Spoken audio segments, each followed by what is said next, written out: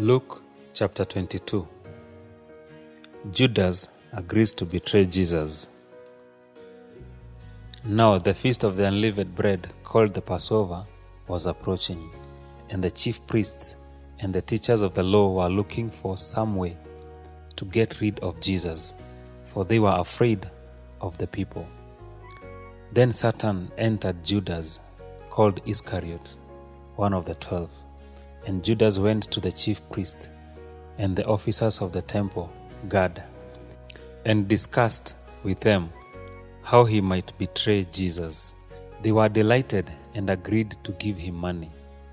He consented and watched for an opportunity to hand Jesus over to them when no crowd was present. The Last Supper. Then came the day of unleavened bread, on which the Passover lamb had to be sacrificed. Jesus sent Peter and John, saying, "Go and make preparations for us to eat the Passover." "Where do you want us to prepare for it?" they asked. He replied, "As you enter the city, a man carrying a jar of water will meet you. Follow him to the house that he enters, and say to the owner of the house, 'The teacher asks, where is the guest room where I may eat the Passover with my disciples?' He will show you a large upper room, all furnished. Make preparations there." They left and found things just as Jesus had told them. So they prepared the Passover. When the hour came, Jesus and his apostles reclined at the table, and he said to them, "I have eagerly desired to eat this Passover with you before I suffer. For I tell you, I will not eat it again until it finds fulfillment in the kingdom of God." After taking the cup, he gave thanks and said, "Take and divide it among you. For I tell you, I will not drink again of the fruit of the vine until the kingdom of God comes." And he took bread, gave thanks, and broke it, and gave it to them, saying, "This is my body, given for you. Do this in remembrance of me." In the same way, after the supper, he took the cup, saying, "This cup is the new covenant in my blood, which is poured out for you. But the hand of him who is going to betray me is with mine on the table. The Son of Man will go as it has been decreed, but woe to that man who betrays him." They began to question among themselves, which of them might it be who would do this? Also, a dispute arose among them as to which of them was considered to be greatest. Jesus said to them, "The king of the Gentiles lord it over them, and those who exercise authority over them call themselves benefactors.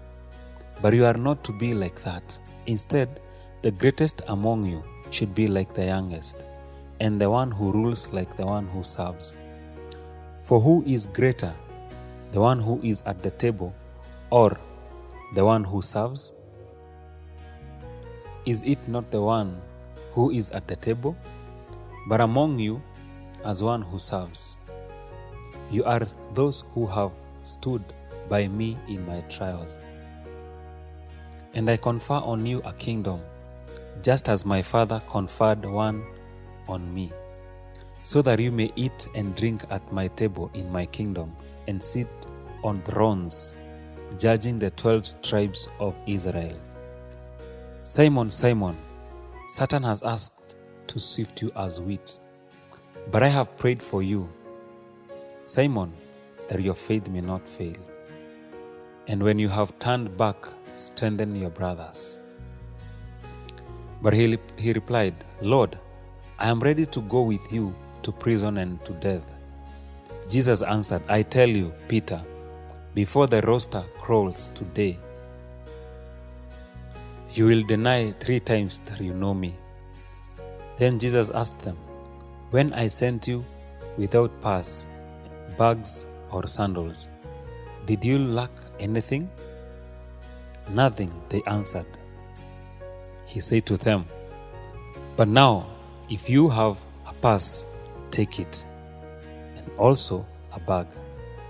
And if you do not have a sword, sell your cloak and buy one. It is written, and he was numbered with the transgressors. And I tell you that this must be fulfilled in me. Yes, what is written about me is reaching its fulfillment.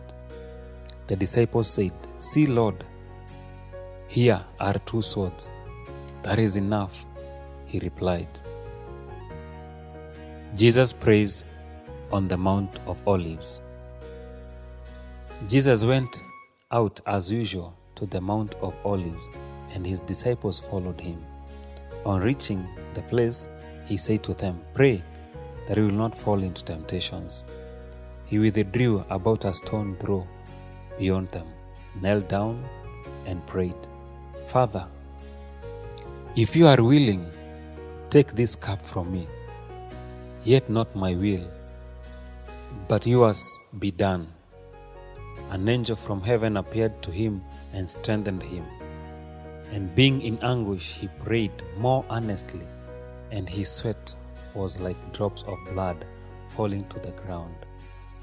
When he rose from prayer and went back to the disciples, he found them asleep, exhausted from sorrow. "Why are you sleeping?" he asked them. "Get up and pray, so that we will not fall into temptation." While he was still speaking, a crowd came up, and the man who was called Judas, one of the 12, was leading them. He approached Jesus to kiss him. But Jesus asked him, "Judas, are you betraying the Son of Man with a kiss?" When Jesus' followers saw what was going to happen, they said, "Lord, should we strike with our swords?" And one of them struck the servant of the high priest, cutting off his right ear. But Jesus answered, "No more of this." And he touched the man's ear and healed him. Then Jesus said to the chief priests, the officers of the temple guard, and the elders who had come for him, "Am I leading a rebellion that you have come with swords and clubs?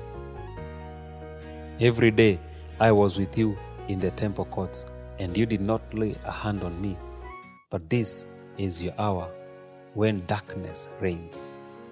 Then seizing him, they led him away and took him into the house of the high priest. Peter followed at a distance.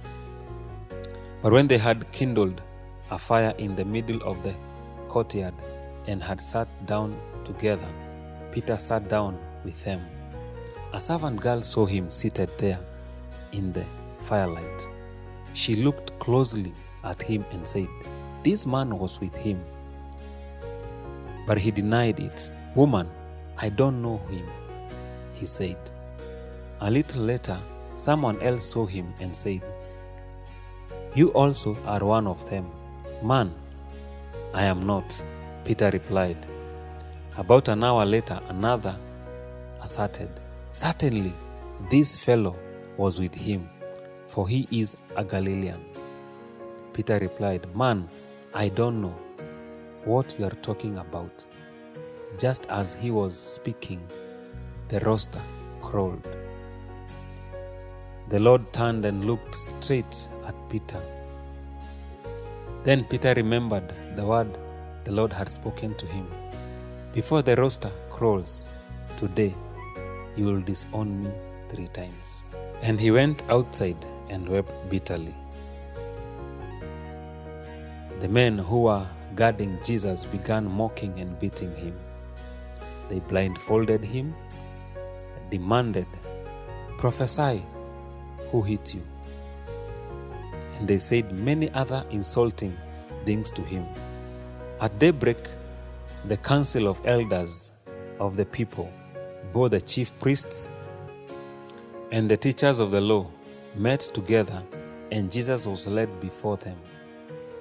"If you are the Christ," they said, "tell us."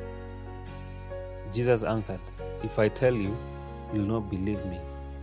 And if I asked you, you would not answer. But from now on, the Son of Man will be seated at the right hand of the mighty God." They all asked, "Are you the Son of God?" He replied, "You are right in saying I am." Then they said, "Why do we need any more testimony? We have heard it from his own lips."